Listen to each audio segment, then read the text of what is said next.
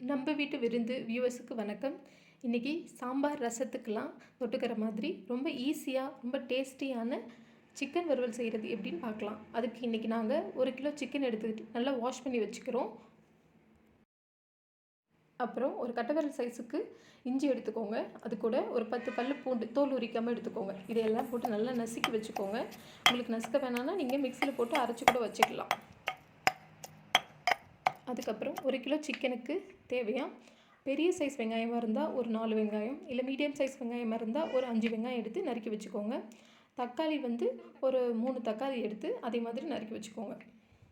தேவையான பொருளாக எடுத்து வச்சதுக்கப்புறம் ஒரு வானல் எடுத்து வச்சு எண்ணெய் ஊற்றிக்கோங்க. நல்லா ஹீட் ஆனதுக்கப்புறம் ஒரு பட்டை, 2 பிரிஞ்சி இலை, 2 வரமிளகா, அதுக்கப்புறம் நம்ம நசுக்கி வச்சுருக்க இஞ்சி பூண்டு பேஸ்ட்டு இது போட்டு நல்லா வதக்கிக்கணும். இஞ்சி பூண்டு பேஸ்ட்டோட பச்சை வாசனை போகிற வரைக்கும் நல்லா வதக்கிக்கணும். நல்லா வதக்கிட்டே இருங்க. அதுக்கப்புறம் நறுக்கி வச்சுருக்க பெரிய வெங்காயத்தை போட்டு நல்லா வதக்கிக்கணும். அது நல்லா அந்த பொன்னிறமாக மாறுற வரைக்கும் நல்லா வதக்கிட்டே இருங்க. அது கூட தக்காளியும் சேர்த்து போட்டு நல்லா வதக்கிக்கோங்க. எல்லாம் நல்லா சேர்த்து நல்லா வதக்கணும்.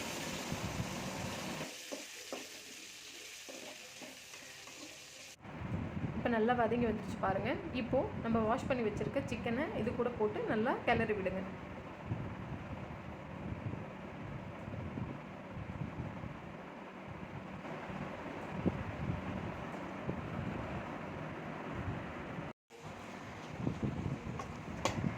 நல்லா கிளறி விட்டதுக்கப்புறம் ஒரு 5 நிமிஷம் சிக்கனை மூடி போட்டு வேக வைங்க. அப்போ தான் மசாலா நம்ம போடும்போது நல்லா இறங்கும். இப்போது வீட்டில் அரைச்ச மிளகாத்தூள் 2 டீஸ்பூன், 1 கிலோ சிக்கனுக்கு தேவையான, இல்லைன்னா உங்களுக்கு தேவையான அளவுக்கு காரம் கொஞ்சம் கூட போட்டுக்கலாம். போட்டு நல்லா கிண்டி விடணும்.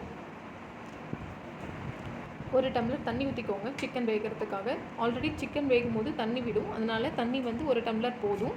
அது கூட தேவையான அளவுக்கு உப்பு சேர்த்துக்கோங்க. இப்போதைக்கு ஒருவேளை உங்களுக்கு கிரேவி மாதிரி செய்யணும்னு நினச்சிங்கன்னா இன்னும் 1 டம்ளர் எக்ஸ்ட்ரா தண்ணி ஊற்றி கூட கொதிக்க வைக்கலாம். இப்போ நல்லா கொதிக்கட்டும். தண்ணி நல்லா சுண்டுற அளவுக்கு கொதிக்கட்டும். ஒரு 10 மினிட்ஸ் கொதிக்கட்டும். சரிங்களா?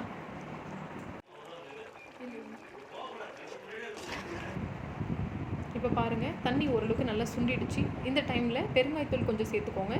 அதையும் நல்லா போட்டு நல்லா கிளறி விட்டுக்கோங்க.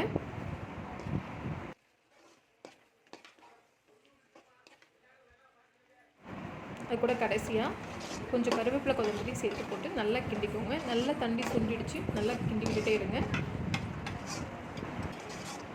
சிக்கனும் நல்லா வெந்துருச்சு. இப்போ சிக்கன் எப்படி நல்லா வெந்துருச்சான்னு சொல்லி பார்க்குறதுக்கு ஒரு சிக்கன் பீஸ் எடுத்து கரண்டி வச்சு இப்படி உடச்சி பாருங்கள். நல்லா உடஞ்சிச்சின்னா பாருங்கள், நல்லா உடையுது பார்த்தீங்களா? இந்த மாதிரி உடஞ்சிச்சின்னா நல்லா சிக்கன் வெந்திருக்குன்னு அர்த்தம். அந்த ஸ்டேஜில் நம்ம இறக்கிடலாம். அதுக்கு மேலே ரொம்ப ரொம்ப வச்சுருந்தோன்னா ரப்பர் மாதிரி ஆகிடும். அவ்வளோதான்.